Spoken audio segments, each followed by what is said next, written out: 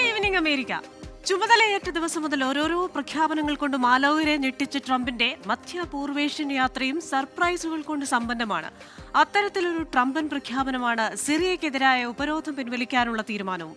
Saudi കിരീടാവകാശിക്ക് വേണ്ടി ഞാൻ എന്തും ചെയ്യുമെന്ന് പറഞ്ഞായിരുന്നു ഉപരോധത്തിൽ നിന്ന് യു ടേൺ എടുക്കാനുള്ള തന്റെ തീരുമാനം ട്രംപ് പ്രഖ്യാപിച്ചത്. അമേരിക്കയുടെ നയത്തിലെ നിർണായക മാറ്റത്തിന്റെ നാന്ദിയോ പ്രഖ്യാപനം? ആഭ്യന്തര യുദ്ധത്താൽ തകർന്ന സിറിയയ്ക്ക് വലിയ ഉത്തേജനം പകരുമോ ഉപരോധം നീക്കൽ? American dialogue powered by Hedge ന്യൂയോർക്കും ഈ വാരം ചിന്തിക്കുന്നത് ഈ വിഷയമാണ്. മാറുന്ന ബന്ധങ്ങൾ.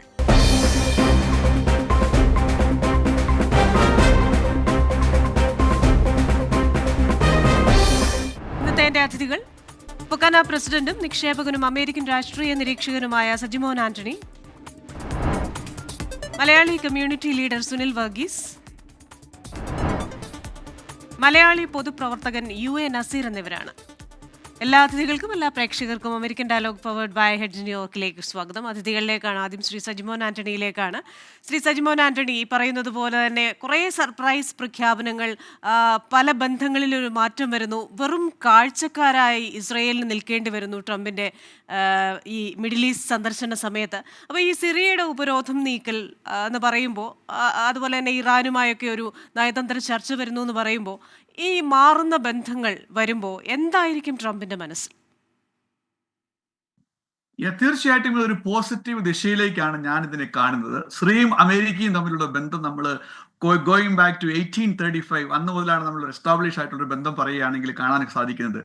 അതിനുശേഷം നമ്മളൊരു ലേറ്റസ്റ്റ് ആയിട്ടുള്ള ഒരു 70 ഇയേഴ്സിന്റെ ഹിസ്റ്ററി പരിശോധിക്കുകയാണെങ്കിൽ ഏകദേശം ഒരു 90% വളരെ സ്ട്രെയിൻഡ് ആയിട്ടുള്ള റിലേഷൻഷിപ്പ് ആയിരുന്നു സിറിയയും അമേരിക്കൻ ഗവൺമെന്റുമായിട്ട് ഉണ്ടായിരുന്നത്. വിത്ത് ആൻ എക്സെപ്ഷൻ 1974-ലും 1991-ലും ദെൻ 2010-ലും ഈ 3 ഒക്കേഷനിലാണ് ഒരു ചെറിയ തോതിലുള്ള ഒരു ബന്ധം ഒരു നോർമലൈസ് ആവുന്നതായിട്ടുള്ള ഒരു ഫീലിംഗും വന്നത്. എക്സ്പെഷ്യലി 1991 ഇറാഖ് യുദ്ധത്തിന്റെ സമയത്ത് സിറിയ അമേരിക്കയുമായിട്ട് സഖ്യകക്ഷി ആകുകയും സഹകരിക്കുകയും ചെയ്ത ആ ഒരു 1-2 സമയങ്ങളിൽ മാത്രമായിരുന്നു. എന്നാൽ അതിനുശേഷം ഈ ഒരു റിലേഷൻഷിപ്പ് ചേഞ്ച് ചെയ്യാനായിട്ട് അതത് സമയത്തെ അമേരിക്കൻ ഗവൺമെന്റുകൾ ചില അപ്രോച്ചുകളൊക്കെ അല്ലെ സ്ട്രാറ്റജികൾ ഉണ്ടാക്കിയിട്ടുണ്ട് നമുക്ക് കാണാൻ സാധിക്കും. അത് വളരെ വിവിഡായിരുന്നു. പ്രസിഡന്റ് ജോർജ് ബുഷിന്റെ സമയത്തും അതിനുശേഷം ബറാക് ഒബാമയുടെ സമയത്തും ഈവൻ പ്രസിഡന്റ് ഡൊണാൾഡ് ട്രംപിന്റെ സമയം 2016 തൊട്ട് 20 വരെയുള്ള കാലഘട്ടങ്ങളിൽ നമുക്ക് കാണാൻ സാധിക്കും. എന്നാൽ കഴിഞ്ഞ വർഷം ഇതിനെല്ലാം മാറ്റിമറിച്ചുകൊണ്ട് ഒരു വലിയൊരു ഓപ്പർച്യൂണിറ്റിയാണ് ലോകത്തിന് മൊത്തം, പ്രത്യേകിച്ച് അമേരിക്കയ്ക്ക് കിട്ടിയിരിക്കുന്നത്. കാരണം കഴിഞ്ഞ 54 വർഷമായിട്ട് സിറിയ ഭരിച്ചുകൊണ്ടിരുന്ന നമുക്ക് എല്ലാവർക്കും അറിയാം ഒരു ഫാമിലി ആയിരുന്നു ബഷാർ അൽ അസാദ്. ഏകദേശം എനിക്ക് തോന്നുന്നത് 2000 തൊട്ട് 2024 വരെയും അതിന് മുൻപ് പുറകോട്ട് പോക്കുകയാണെങ്കിൽ 71 മുതൽ ഏകദേശം 2000 വരെ ഏകദേശം ആ ഒരു 30 വർഷക്കാലം അദ്ദേഹത്തിന്റെ പിതാവുമായിരുന്നു. അപ്പൊ മൊത്തം ഒരു 54 വർഷം അവരുടെ പോളിസിക്ക് വലിയ ചേഞ്ചുകളൊന്നും ഇല്ലായിരുന്നു. കാരണം അവര് സെയിം ഒരു രാജഭരണം പോലെ അല്ലെങ്കിൽ ഒരു ഓട്ടോക്രാറ്റിക് ഭരണമായിരുന്നു അവിടെ ഉണ്ടായിരുന്നത്. അതുകൊണ്ട് തന്നെ ചേഞ്ചുകളൊന്നും അത്ര സാധ്യവുമല്ല ആയിരുന്നില്ല. എന്നാൽ 2024 ബഷാർ അൽ അസാദ് സിറിയയിൽ നിന്ന് പലായനം ചെയ്യുകയും അദ്ദേഹത്തിന്റെ അത് അട്ടിമറിക്കപ്പെടുകയും ചെയ്തപ്പോൾ തന്നെ ബൈഡൻ അഡ്മിനിസ്ട്രേഷൻ ആ സമയത്ത് എനിക്ക് തോന്നുന്നത് ഡിസംബർ 20-ാം തീയതിയാണ് എന്ന് എനിക്ക് തോന്നുന്നത് ആദ്യമായിട്ട് US-ന്റെ ഒരു ബൗണ്ടി ഉണ്ടായിരുന്നു. $10 മില്യൺ ആ ബഷാർ അൽ അസാദിന്റെ തലയ്ക്ക് വിലയിട്ടായിരുന്നു അമേരിക്കൻ ഗവൺമെന്റ്. അത് ക്യാൻസൽ ആക്കുകയും പിന്നെ അവിടെ നിന്നൊരു ചെറിയ ശ്രമം തുടങ്ങുകയും ചെയ്തിരുന്നു. അപ്പൊ അതിന്റെ ഒരു കണ്ടിന്യൂവേഷൻ ആയിട്ടായിരിക്കാം മേ ബി അമേരിക്കൻ പോളിസി. ഇപ്പം ട്രംപ് കഴിഞ്ഞ 3 ദിവസമായിട്ട് മിഡിൽ ഈസ്റ്റ് മേഖലയിലായിരുന്നു. പ്രത്യേകിച്ച് സൗദിയിലും അതുപോലെ തന്നെ UAE-യിലും ഖത്തറിലും ഒക്കെ പോയ ഒരു സമയത്ത് വലിയൊരു ചലനമാണ് ഉണ്ടാക്കിയത് എന്നുള്ള കാര്യത്തിൽ ഒരു സംശയമില്ല. അത് ഒരു പൊളിറ്റിക്കൽ കാര്യങ്ങളിൽ മാത്രമല്ല, ഒരു ഇക്കണോമിക്കൽ മേഖലകളിലും ആ ഒരു ചലനം നമ്മൾ കണ്ടിരുന്നു. കാരണം 5-6 കാര്യങ്ങൾ നമുക്ക് പെട്ടെന്ന് പറയാൻ പറ്റും. ഈ ട്രംപിന്റെ ഒരു വിസിറ്റിന്റെ ഒരു ഔട്ട്കം എന്താണ് എന്ന് ചോദിച്ചു കഴിഞ്ഞാൽ, ഒന്ന് ക്രിസ്റ്റീന മുമ്പേ പറഞ്ഞൊരു സെന്റൻസ് ഞാൻ കടമെടുക്കുകയാണ്. ഇസ്രായേൽ ഒരു കാഴ്ചക്കാരായി നോക്കി നിന്നു എന്നുള്ളതാണ് ഒരു പോയിന്റ് പറയാനുള്ളത്. രണ്ടാമത്തെ പോയിന്റ് ട്രേഡ് ആണ്. 2, 3, 4 പോയിന്റ് പറയാനുള്ളത്. സൗദി അറേബ്യയുമായിട്ട് എനിക്ക് തോന്നുന്നത് ഏകദേശം 600 ബില്യൺ ബിസിനസ് ഡീൽ ഉണ്ടാക്കുകയും 1.2 ട്രില്യന്റെ ബിസിനസ് ഖത്തറുമായിട്ടും അതോടൊപ്പം 200 ബില്യണോളമുള്ള ബിസിനസ് ഡീലുകൾ UAE-യുമായിട്ട്. അപ്പൊ മൊത്തം ഒരു 2 ട്രില്യന്റെ ബിസിനസ് ട്രാൻസാക്ഷൻസുമായിട്ടാണ് ട്രംപ് തിരിച്ചു വരുന്നത്. അപ്പൊ അത് വളരെയധികം എടുത്തു പറയേണ്ട ഒരു കാര്യമാണ്, നല്ലൊരു പോസിറ്റീവിലുള്ള ഒരു കാര്യമാണ്. അതോടൊപ്പം രാഷ്ട്രീയമായിട്ട് പറയുകയാണെങ്കിൽ അല്ലെങ്കിൽ ഇന്റർനാഷണൽ റിലേഷൻഷിപ്പിന്റെ കാര്യത്തിൽ പറയുകയാണെങ്കിൽ ഒരു പുതിയ തുടക്കം അല്ലെങ്കിൽ ഒരു സ്റ്റെപ്പ് കൂടെ മുന്നോട്ട് പോകുന്നതിൽ, അതായത് ട്രംപ് ഇവിടെ കയറിയപ്പോൾ തന്നെ ആകെപ്പാടൊന്നും പിടിച്ചൊന്ന് കുലുക്കുകയായിരുന്നു. അപ്പൊ ആ കുലുക്കത്തിന്റെ ഭാഗമായിട്ട് മേ ബി അദ്ദേഹം നോക്കുന്നത് മൊത്തത്തിൽ ഒന്ന് ഇളക്കി മറിച്ചിട്ട് എവിടെ നിന്നാണ് ഒരു വീക്ക് പോയിന്റ് കിട്ടുന്നത് അവിടുന്ന് മുന്നോട്ട് എടുക്കാം എന്നുള്ളൊരു ചിന്തയിലാണ് എന്ന് എനിക്ക് തോന്നുന്നു. അതുകൊണ്ട് തന്നെയാണ് മറ്റ് സഖ്യകക്ഷികളെയും അമേരിക്കയിലുള്ള ഈവൻ ട്രംപിന്റെ എക്സ്ട്രീം സപ്പോർട്ടേഴ്സിനെ വരെ അമ്പരിപ്പിച്ചുകൊണ്ട് അദ്ദേഹം ഒരു പ്രഖ്യാപനം നടത്തിയത് സിറിയയുമായിട്ട് റിലേഷൻഷിപ്പ് കണ്ടിന്യൂ അല്ല, ഒരു പുതിയ തുടക്കത്തിന് ആഗ്രഹമുണ്ട്. അദ്ദേഹം ഒരു ഒലീവ് ബ്രാഞ്ച് കാണിച്ചു. അപ്പൊ അതിന് തുടക്കമായിട്ടാണ് എല്ലാ സാങ്ഷൻസും കഴിഞ്ഞ കുറേ വർഷങ്ങളായിട്ട്, എനിക്ക് വന്ന 50-60 വർഷമായിട്ട് ഈ സാങ്ഷൻസ് ഉണ്ട്, വിത്ത് ആൻ എക്സെപ്ഷൻ ഈ പറഞ്ഞ 74-ലും 1991-ലും 2010-ലും ഒഴിച്ച് ആ ഒരു ചെറിയ കാലയളവിൽ ഒഴിച്ച് ബാക്കിയുള്ള എല്ലാ സമയത്തും അമേരിക്കയുടെ ദൃഷ്ടിയിൽ സിറിയ ഒരു ടെററിസ്റ്റ് സ്റ്റേറ്റ് ആണ്, ഒഫീഷ്യലി ഡിക്ലെയർ ചെയ്ത സ്റ്റേറ്റ് ആണ്, ഒരു രാഷ്ട്ര തലവന്റെ തലയ്ക്ക് വേണ്ടിയിട്ട് ബൗണ്ട് ഇട്ടതാണ്, 10 മില്യൺ. അതുപോലെ തന്നെ ഉപരോധങ്ങൾ ഓരോ ഗവൺമെന്റുകളും മാറി വരുമ്പോഴും അമേരിക്കയിൽ റിപ്പബ്ലിക്കൻസിന് വന്നാലും ഡെമോക്രാറ്റ്സിന്റെ വന്നാലും അതൊന്നും കൂടെ ശക്തിയായിട്ട് അല്ലെ കാഠിന്യപരമായിട്ട് ഏൽപ്പിക്കുന്ന ഒരു തരത്തിലുള്ള നയമായിരുന്നു. എങ്കിലും അതിൽ നിന്ന് പെട്ടെന്ന് ഒരു യു ടേൺ എടുത്തുകൊണ്ടിട്ട് ഇപ്പം കിട്ടിയിരിക്കുന്ന ഒരു ഓപ്പർച്യൂണിറ്റി മുതലാക്കുക എന്നുള്ള ലക്ഷ്യത്തോടെ ആയിരിക്കാം ആ ഒരു ലക്ഷ്യത്തോടെയാണ് മൂന്നാമത്തെ ദിവസം പ്രസിഡന്റ് ഡൊണാൾഡ് ട്രംപ് സിറിയയുടെ ഇപ്പോഴത്തെ പ്രസിഡന്റ് അഹമ്മദ് അൽ ഷാറയുമായിട്ടൊരു വിസിറ്റ്, വെറുതെ ഒരു വിസിറ്റ് ആയിട്ട് നമുക്ക് കാണാൻ പറ്റത്തില്ല. കാരണം 30 മിനിറ്റ് ആയിരുന്നുവെങ്കിലും ആ ഒരു 30 മിനിറ്റിൽ അദ്ദേഹം പുകഴ്ത്തി you are a smart guy, looking very good, very sharp എന്നൊക്കെ പറഞ്ഞ് അദ്ദേഹത്തെ പൊക്കി കയ്യിലെടുത്തു എന്നൂടെ പറയാതിരിക്കാൻ പറ്റത്തില്ല. അതോടൊപ്പം എനിക്ക് ഇതുകൂടെ പറയേണ്ടിയിരിക്കുന്നത്, നമ്മൾക്ക് പ്രത്യേകിച്ച് നോട്ട് ചെയ്യേണ്ട ഒരു കാര്യമാണ്, ഒരു 2 മാസം മുമ്പ് വരെ അദ്ദേഹത്തെ ഒരു ടെററിസ്റ്റ് ആയിട്ട് അല്ലെങ്കിൽ ടെററിസ്റ്റിക്ക് സപ്പോർട്ട് ചെയ്യുന്ന രീതിയിലുള്ള ആ ഒരു ആംഗിളിൽ കണ്ട ഒരാളാണ് അദ്ദേഹം. പണ്ടത്തെ ഒരു ഫൈറ്റർ ആയിരുന്നു. ഫൈറ്റർ എന്ന് പറയുമ്പോൾ നമുക്ക് 2 രീതിയിൽ പറയാം. ചിലപ്പോൾ നമുക്ക് പറയാം ഫൈറ്റർ ആസ് എ ടെററിസ്റ്റ് എന്ന് പറയാം, ചിലപ്പോൾ നമുക്ക് പറയാൻ പറ്റും fighter as a good cause എന്ന് പറയാം. അപ്പൊ രണ്ടിനെ നമ്മൾ ഫൈറ്റർ എന്നാണ് പറയുന്നത്. അപ്പൊ ഏത് ദൃഷ്ടികോണിൽ നിന്നാണ് നോക്കുന്നത് എന്നനുസരിച്ചിട്ട്, ഏതായാലും ക്രിസ്റ്റീന ചോദ്യം ചോദിച്ച പോലെ തന്നെ പറഞ്ഞതുപോലെ തന്നെ ഇതൊരു പുതിയൊരു തുടക്കമാണ്, അല്ലെങ്കിൽ ഉണ്ടായിരുന്ന തുടക്കത്തിന്റെ ഒരു വലിയ തുടക്കമായിട്ട് അത് മുന്നേറാനുള്ള ഒരു പോസിബിലിറ്റിയാണ് ആ ഒരു ഗൾഫ് മേഖലയിൽ കാണുന്നത്. ഏതായാലും ഇസ്രായേലിനെ നമ്മളെല്ലാവരും വളരെ ആകാംക്ഷയോടെ അവരുടെ പ്രതികരണത്തിന് വേണ്ടി നമ്മൾ നോക്കിയിരിക്കുകയായിരുന്നു, എന്തായിരിക്കും അവരുടെ റെസ്പോൺസ് എന്നുള്ളത്. അപ്പൊ അദ്ദേഹം ഇസ്രായേൽ പൊതുവെ ഒന്നും മിണ്ടാതെ ഒരു റെസ്പോൺസ് ഇല്ലാണ്ട് വളരെ സൈലന്റ് ആയിട്ട് കീപ്പ് ചെയ്യുകയായിരുന്നു. മേ ബി അവർ വാച്ച് ചെയ്യുമായിരുന്നു ഇത് ഏതറ്റം വരെ പോകുന്നുണ്ട് എന്ന് നോക്കിയിട്ട് റെസ്പോണ്ട് ചെയ്യാമെന്നായിരിക്കും അവരുടെ ഒരു ഔട്ട്ലുക്ക് അല്ലെങ്കിൽ ഒരു പ്രതീക്ഷ എന്നും എനിക്ക് തോന്നുന്നു. ക്രിസ്റ്റീന, ശരി, താങ്ക് യു. ശ്രീ സുനിൽ വർഗീസ്, ഈ മധ്യപൂർവേഷ്യയെ പിടിച്ചുകുലുക്കിക്കൊണ്ടുള്ള ഒരു സന്ദർശനമായിരുന്നു. കാരണം ഓരോ രാജ്യത്ത് ചെല്ലുമ്പോഴും ഓരോ തരത്തിലുള്ള പ്രഖ്യാപനങ്ങൾ, മാറി മറിയുന്ന ബന്ധങ്ങൾ. നമുക്കറിയാം രാഷ്ട്രീയത്തിൽ എന്താ പറയുന്നത്, സ്ഥിരമായ ഒരു ശത്രുവോ മിത്രമോ ഒന്നുമില്ല. അപ്പോൾ ഈ പ്രഖ്യാപനങ്ങൾക്ക് പിന്നിൽ അല്ലെങ്കിൽ ഈ മാറുന്ന ബന്ധങ്ങൾക്ക് പിന്നിൽ ഈ മധ്യപൂർവേഷ്യയിൽ ഒരു റീജിയണൽ റീ അലൈൻമെൻറ്റ് ഉണ്ടാകുമോ? ഇപ്പോൾ സിറിയയെ കൂടുതൽ മധ്യപൂർവേഷ്യയോട് ചേർത്ത് പിടിക്കാനുള്ള അല്ലെങ്കിൽ അറബ് രാഷ്ട്രങ്ങളോട് ചേർത്ത് പിടിക്കാനുള്ള ഒരു ശ്രമവും ഇതിൻ്റെ പിന്നിലുണ്ടോ? അല്ലെങ്കിൽ ആ രീതിയിൽ ഒരു റീഅലൈൻമെന്റ് ഉണ്ടാവുമോ? അതായത് അമേരിക്കയെ സംബന്ധിച്ചിട്ട് അമേരിക്ക ഒരു ക്യാപിറ്റൽ എക്കോണമി കൺട്രിയാണ്. നമുക്ക് ട്രംപ് വളരെ സ്മാർട്ടായിട്ടുള്ള ആളാണ്. അദ്ദേഹം ഇപ്പൊ പോയി സജീവനെ പറ്റി വിശദമായിട്ട് പറഞ്ഞിരുന്നു. അപ്പൊ നമ്മളെ സംബന്ധിച്ചിട്ട് ഏറ്റവും നല്ലൊരു പ്രയോജനമുള്ളൊരു വിസിറ്റാണ്. അദ്ദേഹം ഒരു ദിവസം കൊണ്ടൊന്നും പറഞ്ഞതല്ല ഈ അഭിപ്രായം. അദ്ദേഹം വളരെ ആലോചിച്ചിട്ട് തന്നെ അവിടെ പോയി അവിടുത്തെ സൽമാൻ രാജകുമാരോട്ടൊക്കെ നേരത്തെ ചിന്തിച്ചിട്ട് തന്നെ ആയിരിക്കും ഇത് ചെയ്തത്, ഒരു സംശയം വേണ്ട. പക്ഷേ ചോദ്യത്തിലേക്ക് വരുമ്പോൾ സൗദിക്ക് വേണ്ട എന്താ? സൗദിക്ക് ഇറാന്റെ ഇൻവോൾവ്മെന്റ്, അതായത് ഈ ഷിയ സുന്നി എന്നുള്ള ഒരു കാര്യമുണ്ടല്ലോ. അപ്പോൾ അതിൽ സൗദിക്ക് സംബന്ധിച്ചിട്ട് ഇറാന്റെ ഒരു ഇൻവോൾവ്മെന്റ് അവർ താല്പര്യപ്പെടുന്നതേ ഇല്ല. കാര്യം ഇറാൻ വളരെ പ്രശ്നങ്ങൾ ഉണ്ടാക്കിയിട്ടുള്ള സ്ഥലമാണ്, സൗദി അറേബ്യക്കുള്ളിലും ഈ സിറിയയിലുമെല്ലാം. അപ്പോ ഒരു ഈ അറബ് നേഷൻസിന്റെ ഒരു റീ അലൈൻമെന്റ് ഉണ്ടാവുമെന്ന് ചോദിച്ചു കഴിഞ്ഞാൽ അത് 100% സംഭവിക്കാം. എൻ്റെ ഒരു കണക്കൂട്ടൽ അതായിരിക്കും. ഈ ട്രംപിന്റെ വിസിറ്റ് കഴിഞ്ഞിട്ട് സംഭവിക്കാൻ പോകുന്ന ഒരു കാര്യം അതായിരിക്കും മിക്കവാറും. അതിൽ ഇനിഷ്യേറ്റീവ് എടുത്തിരിക്കുന്ന 2 രാജ്യങ്ങളെന്ന് വെച്ച് കഴിഞ്ഞാൽ സൗദി അറേബ്യയും ടർക്കിയും. അപ്പം എർദോഗൻ, അവരാണ് 2 പേരും ഇതിന് ഇനിഷ്യേറ്റീവ് എടുത്തിട്ടുള്ള ആൾക്കാർ. അപ്പം ഈ നേരത്തെ സജീവൻ പറഞ്ഞ പോലെ ഒരു തീവ്രവാദി കുപ്പായം കളഞ്ഞിട്ട് ഒരു സൂട്ടിട്ടുണ്ട് വന്നിട്ട് അദ്ദേഹത്തെ അക്സെപ്റ്റ് ചെയ്തു. അതൊരു കാരണമാണ്. അതൊരു പൊളിറ്റിക്കലി എനിക്ക് തോന്നുന്നു അത് എല്ലാവർക്കും ബെനിഫിറ്റ് ഉണ്ടാകത്തുള്ളൂ എന്ന് തോന്നുന്നു. അതായത് ഇതിനു മുമ്പും ഉണ്ടായിട്ടുണ്ട്, അമേരിക്ക ഇതിനു മുമ്പും പല ആൾക്കാർ ഉപയോഗിച്ചിട്ടുണ്ട്. അത് രാജ്യത്തിന്റെ രക്ഷയ്ക്ക് വേണ്ടിയിട്ടും നമ്മുടെ ശ്രീകണ്ഠൻ നായർ സാർ പറഞ്ഞിരുന്നു, അമേരിക്കൻ അതായത് വേൾഡ് പോലീസ് ആയിരുന്നു അമേരിക്ക, ഇപ്പോൾ സമാധാനത്തിന് വേണ്ടി പരിശ്രമിക്കുകയാണെന്ന്. സമയം വരുമ്പോൾ അതെല്ലാം സംഭവിക്കേണ്ട കാര്യങ്ങളാണത്. കാര്യം ഇപ്പോഴും അമേരിക്ക വേൾഡ് പോലീസ് തന്നെയാണ്. വേൾഡിലെ എക്കോണമിയിലെ എന്താ പറഞ്ഞ സൈസ് നോക്കുകയാണെങ്കിൽ തന്നെ 3ാമത്തെ രാജ്യമാണ്. ഇവിടുത്തെ ഏറ്റവും വലിയൊരു എക്സ്പോർട്ടാണ് നമ്മുടെ ആംസ്. ഇതിൽ ഇപ്പം തന്നെ എനിക്ക് തോന്നുന്നു സൗദി അറേബ്യ ആയിട്ട് മാത്രം 142 ബില്യന്റെ ആംസ് ഡീലാണ് ഉണ്ടാക്കിയിരിക്കുന്നത്. അപ്പൊ ഇതില് സൗദി രാജകുമാരൻ സൽമാൻ രാജകുമാരന്റെ ഒരു വലിയ ഇൻവോൾവ്മെന്റ് ഉണ്ട്. ഇനി അടുത്തൊരു കാര്യം, അമേരിക്കക്ക് എന്താ വേണ്ടത്? അമേരിക്കക്ക് വേണ്ടത് മിഡിൽ ഈസ്റ്റില് അമേരിക്കയുടെ മേൽക്കോയ്മ ഇനിയും വേണം. അപ്പൊ അതിന് സൗദി അറേബ്യ ഉറപ്പായിട്ടും അതിന്റെ ഒരു ഘടകമാണ്. സൗദി അറേബ്യയാണ് ഇപ്പോൾ ഇനിഷ്യേറ്റീവ് എടുക്കുന്നത് ഏറ്റവും കൂടുതൽ. എന്നാ ചോദിക്കും ബാക്കിയുള്ള രാജ്യങ്ങൾ അതിൽ പാട്ടല്ലേ ആണ്. ഇപ്പം അതിനൊരു ഉദാഹരണം പറഞ്ഞു കഴിഞ്ഞാൽ സൗദി അറേബ്യയും ഖത്തറോടെ ചേർന്നിട്ടാണ് സിറിയയുടെ എത്ര മില്ലാണെന്ന് ഓർമ്മയില്ല, വേൾഡ് ബാങ്കിനുള്ള കടം മൊത്തം വീട്ടിയത്. അറബ് വേൾഡിൽ അവർ യൂണിറ്റി ആഗ്രഹിക്കുന്നു, അതായത് ഒത്തുപോകാൻ പറ്റുന്ന ആൾക്കാരുമായിട്ട് സമാധാനമായിട്ട് മുന്നോട്ട് പോകാൻ പറ്റുന്നുള്ളത്. ഇൻസർജൻസി ആർക്കും ആവശ്യമില്ല. ഈ നിങ്ങളൊരു കാര്യം ആലോചിക്കണം, ഈ സിറിയ പോലൊരു രാജ്യത്ത് ഒരു 90% ആൾക്കാരും വളരെ പട്ടിണി കഴിയുന്ന ഒരു സ്ഥലമാണ്. നമ്മൾ കാണുന്ന ഒരു കാഴ്ചയൊന്നുമല്ല അവിടുത്തെ. അതിപ്പോ ഈ പറഞ്ഞ ഇത്രയും വർഷം കൊണ്ട് ഈ ബഷർ അൽ അസാദും അദ്ദേഹത്തിന്റെ പിതാവും ഇവര് മാറി മാറി ഭരിച്ചുകൊണ്ടിരിക്കുകയായിരുന്നു. അദ്ദേഹം പോയപ്പോൾ മകൻ വന്നു, മകനും ഭയങ്കര ക്രൂരമായിട്ട് അവരെ ട്രീറ്റ് ചെയ്യുമായിരുന്നു, പാവപ്പെട്ട സിറിയൻസിനെ. അപ്പൊ സിറിയൻസ് വളരെ ഫ്രസ്ട്രേറ്റഡ് ആയിരുന്ന കാര്യത്തിൽ. ഇനിയിപ്പോ പറഞ്ഞു കഴിഞ്ഞാൽ ഇപ്പോഴത്തെ സിറിയയുടെ പുതിയ പ്രസിഡന്റ്, അദ്ദേഹത്തിന്റെ പൂർവ്വകാലത്തിലേക്ക് പോയി കഴിഞ്ഞാൽ അദ്ദേഹം സൗദി ബോണാണ്, പക്ഷെ സിറിയനായിരുന്നു. അദ്ദേഹം ഒരു അൽഖ്വയ്ദയുടെ പോരാളിയായിരുന്നു. അദ്ദേഹം നല്ലൊരു കാര്യം എന്ന് വെച്ച് കഴിഞ്ഞാൽ കുറച്ച് വർഷങ്ങൾക്ക് മുമ്പ് അദ്ദേഹത്തിന്റെ ലൈൻ ഒന്ന് മാറ്റി പിടിച്ചു. അതായത് ഒരു തരക്കം വന്ന രാഷ്ട്രീയക്കാരനെ പോലാകാൻ വേണ്ടിയിട്ട് അദ്ദേഹം അൽഖ്വയ്ദയുമായിട്ടുള്ള ഐസിസിനെ അദ്ദേഹം പോരാടിക്കൊണ്ടിരുന്ന പ്രസ്ഥാനത്തെ കൊണ്ട് ഒരുമിച്ചാക്കാൻ വേണ്ടി ഒരു ശ്രമമൊക്കെ നടത്തിയിരുന്നു, എനിക്ക് തോന്നുന്നു ബാഗ്ദാദിയുടെ നേതൃത്വത്തിൽ.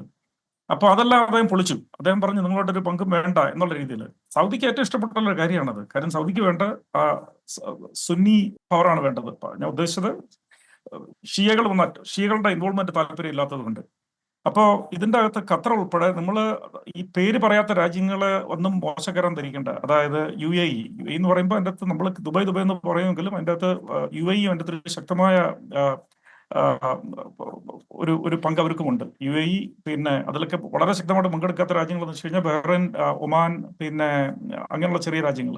അല്ലാതെ ഈ സൗദി അറേബ്യ, UAE അവരെല്ലാം വളരെ ശക്തമായിട്ട് തന്നെ ഈ അറബ് യൂണിറ്റി ആ ഒരു റിയലൈൻമെന്റ് ആവശ്യമാണ്. ഇപ്പൊ സത്യം പറഞ്ഞാൽ അതാണ് കറക്റ്റ് എന്റെ വേർഡ് എനിക്ക് തോന്നുന്നു. അതിന് ഇനിഷ്യേറ്റീവ് സൗദിയെ പോലെ ഒരു ശക്തമായ രാജ്യം മില്യൺസ് അവർ കൊടുത്തിട്ടുണ്ട് ഓൾറെഡി, ഇനിയും കൊടുക്കൊണ്ടിരിക്കുന്നുമുണ്ട്. അപ്പൊ അവർക്ക് വേണ്ട എന്താണ്? ഈ റീജിയനിൽ അവരുടെ ആധിപത്യം അവർ ലീഡർഷിപ്പിന് എടുക്കുമെന്നാണ് എന്റെ പ്രതീക്ഷ. അവർ കഴിഞ്ഞിട്ടേ ഉള്ളൂ എർദോഗാൻ ഒരു സെക്കൻഡ് ലീഡർഷിപ്പ് മാത്രമേ ടർക്കിക്ക് വരാൻ ചാൻസ് ഉള്ളൂ. എനിവേ പറഞ്ഞു നിർത്താൻ, എന്നോട് ചോദിച്ച ചോദ്യത്തിന്റെ ഉത്തരവാണെങ്കിൽ ഉറപ്പായിട്ടും ഒരു അറബ് യൂണിറ്റി അവിടെ ഉണ്ടാവാൻ ഞാൻ കാണുന്നുണ്ട്. അത് വളരെ താമസിയാതെ തന്നെ നമുക്കത് മനസ്സിലാക്കാൻ പറ്റും. പ്രസിഡന്റ് ട്രംപ് തിരിച്ചു വരുന്ന കഴിയുമ്പോഴായിരിക്കും ചിലപ്പോൾ അനൗൺസ് ചെയ്യുന്നത്, പക്ഷെ ഉറപ്പായിട്ടും അങ്ങനെ കാര്യം ഉണ്ടാവുമെന്നാണ് എന്റെ പ്രതീക്ഷ. അപ്പോൾ അങ്ങ് പറഞ്ഞ പോലെ എന്തായാലും ലോക പോലീസായ അമേരിക്ക ലോക ജനമൈത്രി പോലീസ് ആകുന്നു എന്ന് പറയുന്നതിൽ, അല്ലെങ്കിൽ അതിൽ അത്തരത്തിലൊരു വിലയിരുത്തൽ കേൾക്കുന്നതിൽ സന്തോഷമുണ്ട്. ശ്രീ UA നസീർ, ഇനി നമ്മൾ ബാക്ക് ടു ഇന്ത്യക്ക് ഇതുകൊണ്ട് എന്താണ് ഗുണം? ഇന്ത്യക്കാർക്ക് എന്താണ് ഗുണം? പ്രവാസികൾക്ക് എന്താണ് ഗുണം? അങ്ങനെ ഒരു ചോദ്യം കൂടി ഉയരുന്നില്ലേ? ലോകത്ത് സമാധാനം ആഗ്രഹിക്കുന്ന, യുദ്ധം ഒഴിവാൻ ആഗ്രഹിക്കുന്ന മഹാഭൂരിപക്ഷം ജനങ്ങൾക്കും വളരെ സന്തോഷവും വളരെ പ്രതീക്ഷയും നൽകുന്ന തീരുമാനങ്ങളാണ് കഴിഞ്ഞ 4 ദിവസം American president Donald Trump middle east രാജ്യങ്ങളിലെ സുന്നി ഡോമിനേറ്റഡ് രാജ്യങ്ങളിൽ, പ്രധാനപ്പെട്ട രാജ്യങ്ങളിൽ പോയി നടത്തിയ ബിസിനസ് ഡീലും പ്രഖ്യാപനങ്ങളും തീരുമാനങ്ങളും എല്ലാം ലോകത്തിന് വലിയ ശുഭപ്രതീക്ഷയാണ് നൽകുന്നത്. നമുക്കറിയാം, കഴിഞ്ഞ കുറെ പതിറ്റാണ്ടുകളായി ലോകത്ത് വലിയ ശീതയുദ്ധം നടക്കുകയായിരുന്നു. അമേരിക്ക ഒരു ചേരി ലോക പോലീസായിട്ടും, അപ്പുറത്ത് കമ്മ്യൂണിസ്റ്റ് രാജ്യങ്ങൾ ഇതൊരു കാലത്ത്, മറ്റൊരു കാലത്ത് വേറൊരു ചേരി വന്നുകൊണ്ട് യുദ്ധവും ആയുധ കച്ചവടവും മാത്രവുമായിക്കൊണ്ട് ലോകത്ത് നരകയാതന നടന്നുകൊണ്ടിരിക്കുന്ന ഒരു പരിസ്ഥിതിയാണ് ഉണ്ടായിരുന്നത്. പക്ഷെ അതിൽ നിന്ന് വളരെ വ്യത്യസ്തമായിക്കൊണ്ട് ഇപ്രാവശ്യം ട്രംപ് അധികാരത്തിൽ കയറുന്നതിന് മുമ്പ്, ജനുവരി 20-ന് മുമ്പായിട്ട് ഇവിടെ പല ബ്ലോഗർമാരും യൂട്യൂബർമാരടക്കം പല ആളുകളും പറഞ്ഞു അവിടെ കത്തിക്കും, നന്നായിട്ട് കത്തിച്ചാമ്പലാക്കും, എല്ലാവരും കൊണ്ടും അങ്ങോട്ടാക്കും, ചൂടനാണ് വന്നിട്ടുള്ളത് എന്നുള്ള രൂപത്തിലാണ് സംസാരിച്ചത്. പക്ഷെ അന്ന് തന്നെ കഴിഞ്ഞ ജനുവരിയിൽ 24 ചാനലിന്റെ ഒരു ചാനൽ ചർച്ച തന്നെ ഞാൻ പറഞ്ഞിട്ടുണ്ടായിരുന്നു, ഡൊണാൾഡ് ട്രംപ് നല്ലൊരു ബിസിനസ്സുകാരനാണ്. അദ്ദേഹത്തെ സംബന്ധിച്ചിടത്തോളം ബിസിനസ്സിനാണ് പ്രാധാന്യം. അദ്ദേഹം ഒരു യുദ്ധവെറിയനാണ്. ഞാൻ രാഷ്ട്രീയമായിട്ട് ഡൊണാൾഡ് ട്രംപിന്റെ രാഷ്ട്രീയത്തിനോട് യോജിക്കുന്ന ആളോ അല്ലെങ്കിൽ അതിനുവേണ്ടി ട്രംപ് ഫാനോ അല്ല. എങ്കിൽ കൂടി തുടക്കത്തിൽ അദ്ദേഹം കുറച്ച് താരിഫ് യുദ്ധങ്ങളും മറ്റൊക്കെ നടത്തി. പക്ഷെ അതിനെല്ലാം ഇവിടെ സജിമോൻ സുഹൃത്ത് പറഞ്ഞ പോലെ യൂട്ടേൺ അടിച്ച് വളരെ പെട്ടെന്ന് തന്നെ യൂട്ടേൺ അടിച്ച് മാറിക്കൊണ്ടിരിക്കുന്ന ഒരു കാഴ്ചയാണ്. അത് വളരെ നല്ല ശുഭോദർക്കമായിട്ടുള്ള തീരുമാനങ്ങൾ മാറ്റുന്ന കാര്യത്തിൽ ഏതാണ് നല്ലത് എന്ന് നോക്കിയിട്ട്. കാരണം ചൈനയിൽ നിന്ന് കുറഞ്ഞ വിലക്ക് സാധനങ്ങൾ ഉണ്ടാക്കിയിട്ട് അമേരിക്ക കൊണ്ടുവന്ന് വെക്കുന്നത് തന്നെയാണ് നമ്മളെ സംബന്ധിച്ചിടത്തോളം തൽക്കാലം ലാഭം. ഇവിടെ $40-50 പെർ അവർ കൊടുത്തിട്ട് ചെയ്തുണ്ടാക്കി കഴിഞ്ഞാൽ ഇരട്ടി 4 ഇരട്ടി 5 ഇരട്ടി ഒരു സാധനങ്ങൾക്ക് ഐഫോൺ അടക്കം വില വരുന്നുള്ള കാര്യത്തിൽ സംശയമില്ല. ഏതായാലും കാര്യത്തിലേക്ക് അടക്കം ഈ ട്രംപ് ഇപ്പോൾ ഈ 4 ദിവസത്തെ ഈ ചർച്ചകൾക്കൊടുവിൽ പോയ സ്ഥലങ്ങൾ സൗദി അറേബ്യ, അതുപോലെ ഖത്തർ, UAE, അതിന്റെ ബഹിസ്ഫുരണമായിട്ട് ബാക്കിയുള്ള അറബ് രാഷ്ട്രങ്ങളിലെല്ലാം വളരെ പ്രതീക്ഷയിലാണ്. നിങ്ങൾക്കറിയാം, ഞാനൊരു വേൾഡ് KMCCയുടെ പ്രവാസികൾ ഏറ്റവും കൂടുതൽ ഇന്ത്യയിൽ നിന്നും പ്രത്യേകിച്ച് നമ്മുടെ കേരളത്തിൽ നിന്നുള്ളത് ഈ മിഡിൽ ഈസ്റ്റ് ഏരിയയിലാണ്, നമ്മൾ അമേരിക്കനെ അപേക്ഷിച്ച്. അവരെ സംബന്ധിച്ചിടത്തോളം ട്രില്യൺ കണക്കിനുള്ള ബിസിനസ് ഒന്നും കാണാതല്ല.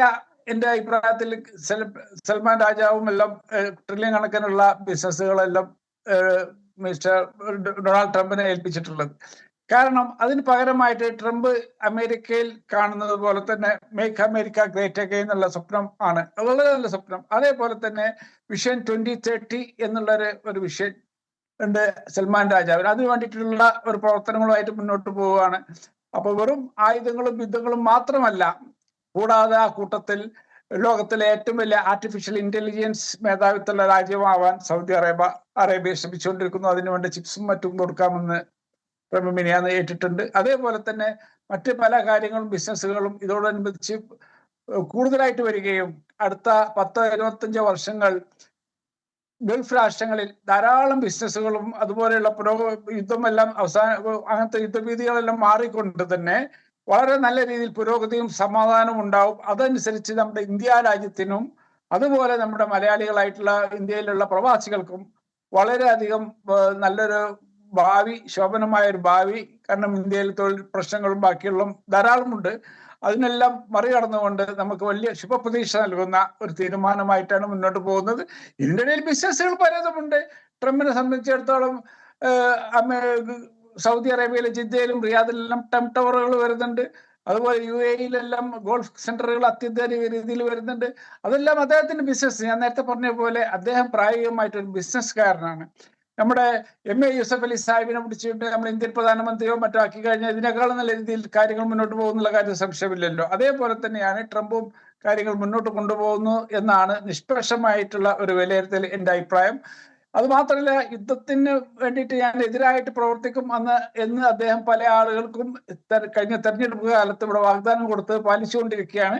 പക്ഷെ ദൗർഭാഗ്യകരം എന്ന് പറയട്ടെ, അവസാനം ഒരു വാക്കും കൂടെ, ഇങ്ങനെയൊക്കെയാണെങ്കിലും സിറിയയുടെ ഉപരോധം നീക്കി ഇനി അടുത്ത് തന്നെ ഇറാനുമായും ചങ്ങാത്തം കൂടുവാൻ ആഗ്രഹിക്കുന്നു എന്നും പ്രസിഡന്റ് ട്രംപ് പറഞ്ഞു. നല്ല കാര്യങ്ങളാണ് അതൊക്കെ തന്നെ. കാരണം ലോകത്തെ എല്ലാവരും എപ്പോഴും ഭീകരവാദത്തിനും യുദ്ധത്തിനും പൊതുവെ നമ്മളൊക്കെ എപ്പോഴും പറഞ്ഞുകൊണ്ടിരിക്കുന്ന പോലെ നമ്മളെല്ലാവരും എതിരാണ്. നമ്മുടെ ഇന്ത്യ രാജ്യത്തടക്കം കഴിഞ്ഞ ഏതാനും ആഴ്ചകൾക്ക് മുമ്പ് തീവ്രവാദികളൊന്ന് കാശ്മീരിലെ നമ്മുടെ 27ഓളം സഹോദരന്മാരെ വെടിവെച്ചു കൊന്നു. അവർക്ക് നമ്മൾ ഇന്ത്യ രാജ്യത്ത് നമ്മുടെ പട്ടാളം തക്കതായ തിരിച്ചടി കൊടുത്തു, അത് വേറൊരു കാര്യം. പക്ഷേ ഭൂരിപക്ഷം ജനങ്ങൾക്കും ജാതിയും മതവും അല്ല പ്രശ്നം. അവർക്ക് സമാധാനവും സന്തോഷവും ഐക്യവും പുരോഗതിയുമാണ് എല്ലാവരുടെയും ലക്ഷ്യം. അതിനു വേണ്ടിയിട്ടുള്ള ഒരു പുതിയ ലോകക്രമം ഉയരട്ടെ, അതിനുവേണ്ടി പ്രവർത്തിക്കട്ടെ. ഇന്ത്യക്കടക്കം മെച്ചപ്പെട്ട കാര്യങ്ങളാണ്, പ്രവാസികൾക്കടക്കം വലിയ പ്രതീക്ഷയാണ് നൽകുന്നത് എന്നുള്ള കാര്യത്തിൽ നമുക്കെല്ലാവർക്കും വളരെ സന്തോഷമുണ്ട്. ഇനി അതിൻ്റെ ഇടയിൽ ആരും ഇടയിൽ കയറി യൂട്ടേൺ നടത്താതിരിക്കട്ടെ.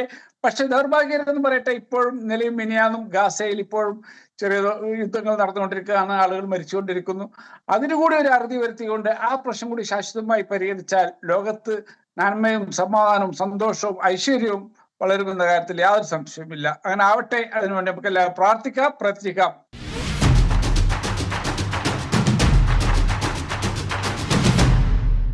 ഇപ്പോൾ ഈ ഒരു കോർപ്പറേറ്റ് ഗവേണൻസ് എന്ന് പറയുന്നത് ലോകരാഷ്ട്രീയത്തിൽ തന്നെ പലയിടത്തും വരികയാണ്. ട്രംപും മസ്കും ഒക്കെ ചേർന്ന ഒരു കോമ്പിനേഷൻ, പല ബിസിനസ്സുകാരും രാഷ്ട്രീയത്തിലേക്ക് വരുന്നു.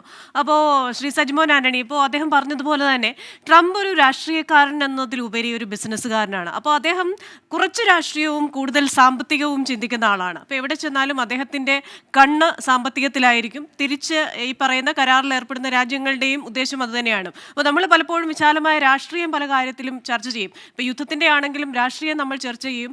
യുദ്ധത്തിനൊരു രാഷ്ട്രീയമുണ്ട്, പക്ഷെ സാമ്പത്തിക കാര്യങ്ങൾക്ക് കൂടുതൽ സമാധാനമാണ് ആവശ്യം എന്ന കണ്ടെത്തലും ട്രംപിന്റെ ഭാഗത്തു നിന്നുണ്ടായിട്ടുണ്ടല്ലോ. അപ്പോൾ ഇത്തരത്തിലുള്ള ഈ ട്രംപിന്റെ നീക്കം ഇത് അമേരിക്കയിലെ ആഭ്യന്തര രാഷ്ട്രീയക്കാർ അതെങ്ങനെ കാണുന്നു? ഡെമോക്രാറ്റുകളും റിപ്പബ്ലിക്കുകളും ഒക്കെ ഇതിനെ ഏത് രീതിയിലാണ് കാണുന്നത്?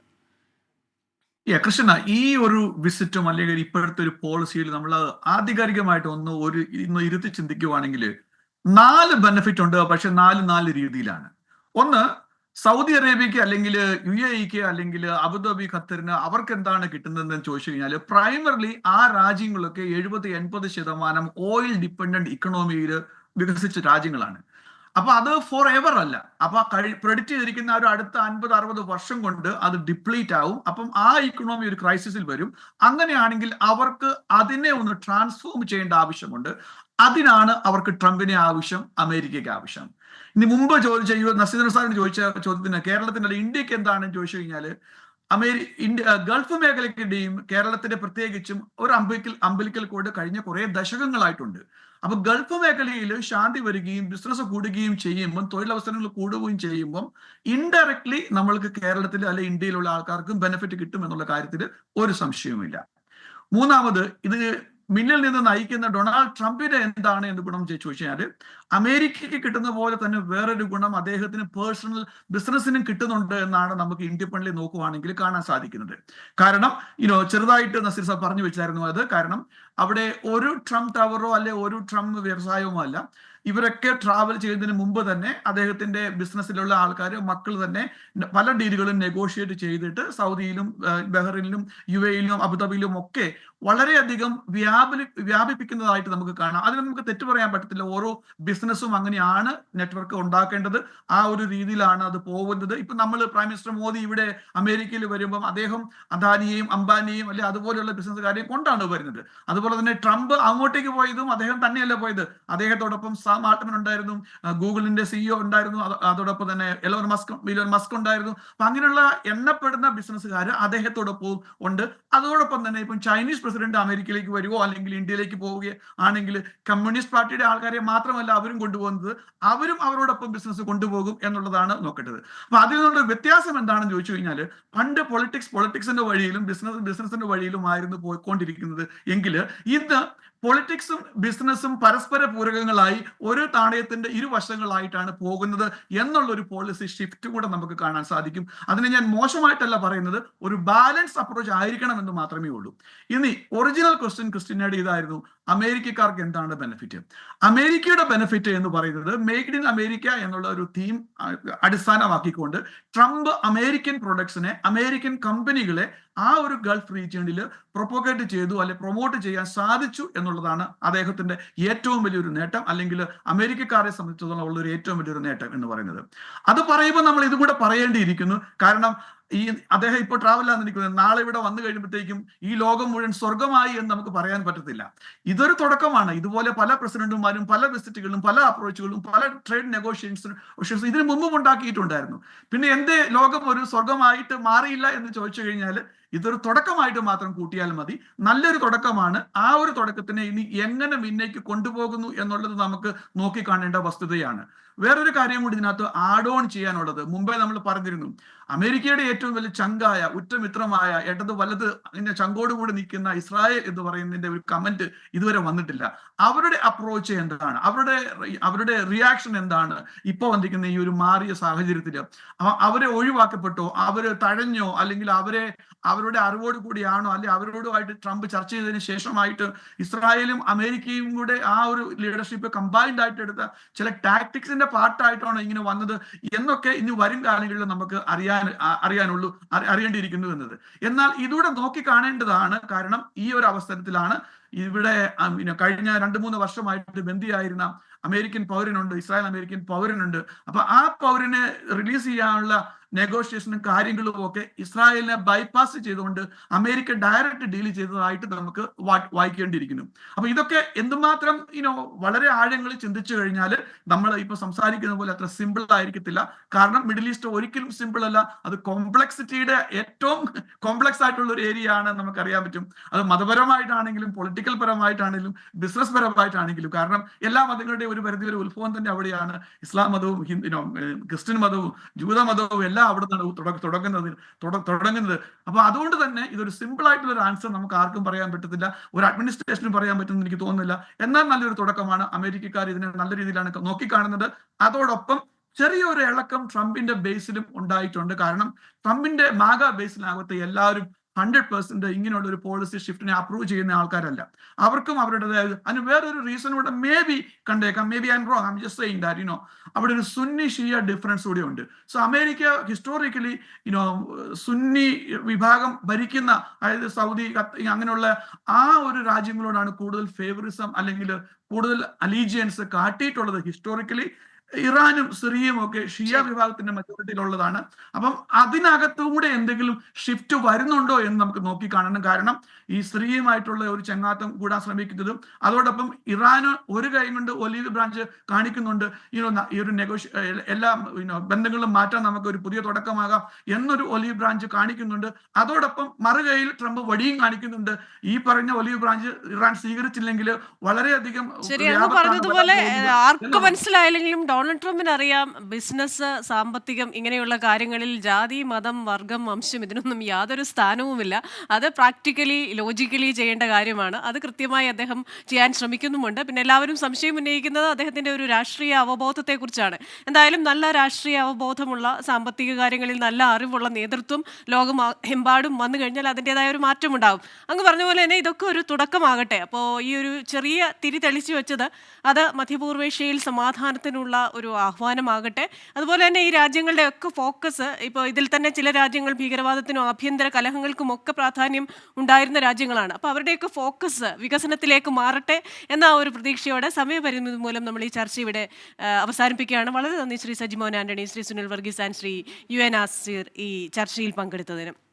അപ്പോൾ എന്തായാലും ഇതൊരു ചെറിയ തുടക്കമാണ്. ഈ തുടക്കം സമാധാനത്തിലേക്ക്, സാമ്പത്തിക കാര്യങ്ങളിലേക്ക്, നല്ല കാര്യങ്ങളിലെ വികസനത്തിലെ അവബോധത്തിലേക്ക് ലോകമെമ്പാടുമുള്ള ജനങ്ങളെ നയിക്കട്ടെ എന്ന ഒരു ആശയോടെ American dialogue powered by Hedge ന്യൂയോർക്കിൻ്റെ ഈ വാരം ഇവിടെ പൂർണ്ണമാവുകയാണ്. അടുത്ത ആഴ്ച മറ്റൊരു വിഷയവുമായി വീണ്ടും കാണാം. Till then stay safe.